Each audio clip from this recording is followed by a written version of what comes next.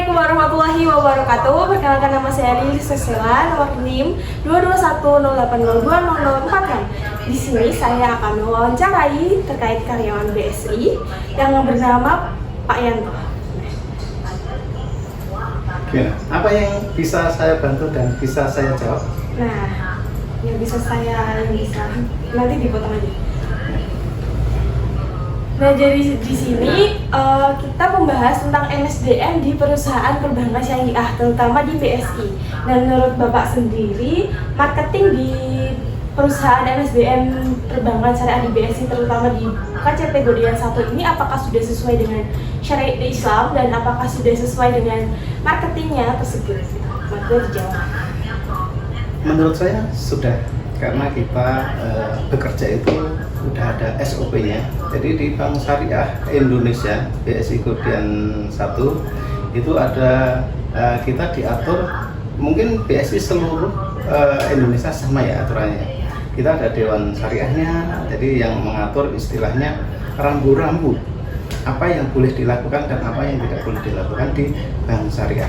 Nah, kebetulan di sini saya sebagai salah satu marketing di Bank Syariah Indonesia Godean 1, divisi saya divisi mikro. Jadi insya Allah sudah sesuai dengan apa yang menjadi konsen dari BSI, insya Allah syariah, karena kita salah satunya sudah diawasi oleh Dewan Pengawas Syariah. Gitu. Lanjut pertanyaan nomor 2. Baik. Apa sih keterampilan atau pengalaman Anda yang nilai paling penting dalam seorang kandidat marketing dalam perbankan syariah? Ya, di perbankan syariah itu sebagai seorang marketing, faktor utama nomor 1 bagi saya adalah kejujuran. Karena apa? Kita itu berkecimpung di dunia perbankan, identik dengan di situ adalah selalu bersinggungan dengan uang ya. Jadi kejujuran adalah yang paling utama di sebuah bank syariah, terutama apalagi di semua lini. Karena apa? Di bank syariah, di suatu perbankan itu semua itu pasti akan terdeteksi ketika istilahnya membuat kesalahan, membuat kecurangan, itu pasti akan ketahuan, sudah tak pastikan itu. Apalagi di operasional ya. Jadi operasional itu kan setiap saat, setiap hari itu wajib billing. Billing keuangan dan sama laporannya gitu, Mbak. Ya, pertanyaan ketiga nih teman-teman. Nah, program pelatihan untuk meningkatkan keterampilan dan kompetensi karyawan agar mereka dapat bekerja secara efektif dan efisien serta mengikuti perkembangan industri perbankan itu bagaimana sih, Pak? Ya, jadi kita BSI itu udah lengkap ya menurut saya. Jadi ketika ada program itu kita selalu update. Jadi untuk menyikapi dengan perkembangan atau situasi yang ada, kita pasti ada istilahnya pelatihan, product knowledge, itu kita selalu update untuk supaya tidak ketinggalan zaman. Saat sekarang kan pasti dengan digitalisasi ya, apalagi dengan digitalisasi ya, kita tetap harus update dan mengikuti. Jadi ketika kita nggak bisa mengikuti ya, kita nanti akan tertinggal.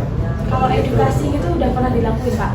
Maksudnya edukasi ke masyarakat tentang marketing lah, tentang rekrutmen gitu dan lain sebagainya. Pasti. Jadi edukasi apalagi ke nasabah kan pasti nasabah juga akan mengikuti apa yang menjadi program atau konsen dari sebuah perbankan ya, agar selalu memberi kemudahan, layanan yang prima, layanan yang baik. Itu kita pasti selalu update. Yang sekarang kan program yang paling update saat sekarang adalah Beyond ya. Jadi kalau dulu ada BSI Mobile, untuk meningkatkan layanan dan mempermudah layanan di BSI, nanti akan diupdate ke Beyond. Beyond lebih lengkap fiturnya dan lebih mudah, insya Allah nanti akan membawa keberkahan semua gitu. Nah, yang keempat nih teman-teman, kita mau tanya tentang pengembangan karir di perusahaan perbankan. Perbankan syariah itu kan ada banyak nih cabangnya. Kalau pusatnya kan ada di Jakarta nih. Bagaimana sih pengembangan karir di pusat Godean, di KCP Godean 1 ini menurut Bapak? Ya, jadi di BSI itu masih banyak peluang ya bagi karyawan, bagi teman-teman BSI yang ada di seluruh Indonesia ya. Jadi yang namanya sebuah institusi itu pasti akan menghargai mereka yang berprestasi.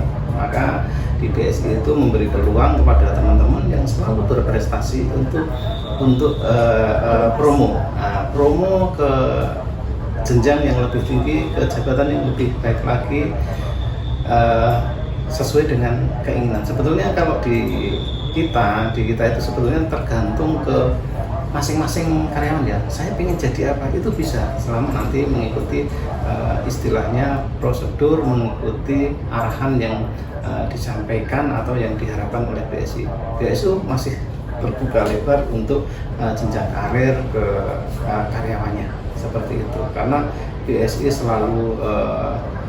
selalu ingin mengembangkan potensi yang ada di karyawan itu sendiri.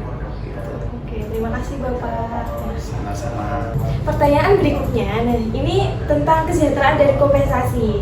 Nah, dari perusahaan BSI Kemudian 1 ini, itu bagaimana sih penentuan gaji, tunjangan, bonus, dan manfaat lainnya yang diberikan kepada karyawan untuk meningkatkan dan memotivasi kinerja dari karyawan di Kemudian 1 ini?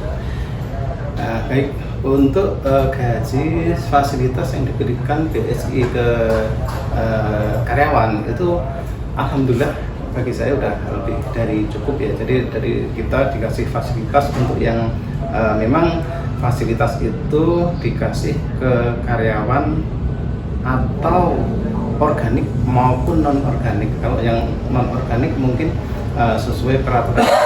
Yang organik itu seluruh Indonesia sama. Jadi fasilitas dari kesehatan yang di cover sama perusahaan, dikasih fasilitas asuransi kesehatan, dikasih fasilitas BPJS. Nah, bagi saya udah lebih dari cukup gitu. Nah, hubungan karyawan sendiri, hubungan karyawan itu kan antara karyawan 1 dengan karyawan 2 itu bagaimana sih? Apakah harmonis? Apakah ada belakang itu ada gimana? Baik, jadi kita itu saya contohkan di KJP Kemudian 1 ya, kita itu tim itu pasti kerjasama, kita itu saling keterkaitan. Karena apa? Nilai dari sebuah KJP itu dinilai dari keseluruhan aspek. Jadi kita saling membantu. Jadi beberapa divisi itu kita saling membantu. Jadi tetap harmonis sekali. Karena apa? Salah satu ada yang tidak harmonis, nanti akan istilahnya membuyarkan atau apa yang menjadi cita-cita dari sebuah KJP itu pasti tidak akan terwujud. Dengan keharmonisan saling di bank itu adalah saling keterkaitan ya, saling membutuhkan satu sama lain. Dari divisi operasional, divisi marketing, pimpinan, bawahan itu kita saling ketergantungan sebetulnya. Jadi pasti tak jamin di tim BSI itu harmonis. Ketika nggak harmonis, tidak bisa mencapai apa yang itu dari tujuan dari perusahaan atau dari KJP itu sendiri. Seperti itu.